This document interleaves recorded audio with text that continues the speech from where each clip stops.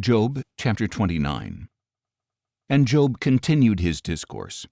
How I long for the months gone by, for the days when God watched over me, when his lamp shone above my head, and by his light I walked through the darkness, when I was in my prime, when the friendship of God rested on my tent, when the Almighty was still with me and my children were around me, when my steps were bathed in cream and the rock poured out for me streams of oil.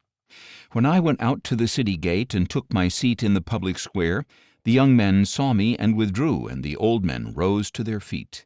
The princes refrained from speaking and covered their mouths with their hands.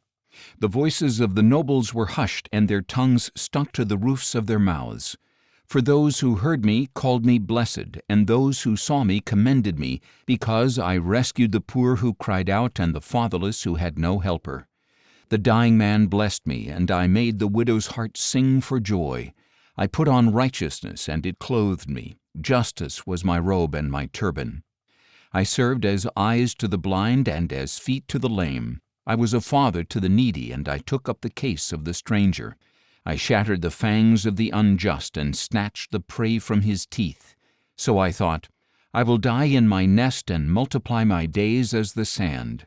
My roots will spread out to the waters, and the dew will rest nightly on my branches. My glory is ever new within me, and my bow is renewed in my hand. Men listened to me with expectation, waiting silently for my counsel. After my words they spoke no more. My speech settled on them like dew. They waited for me as for rain, and drank in my words like spring showers. If I smiled at them, they did not believe it. The light of my countenance was precious. I chose their course and presided as chief. So I dwelt as a king among his troops, as a comforter of the mourners.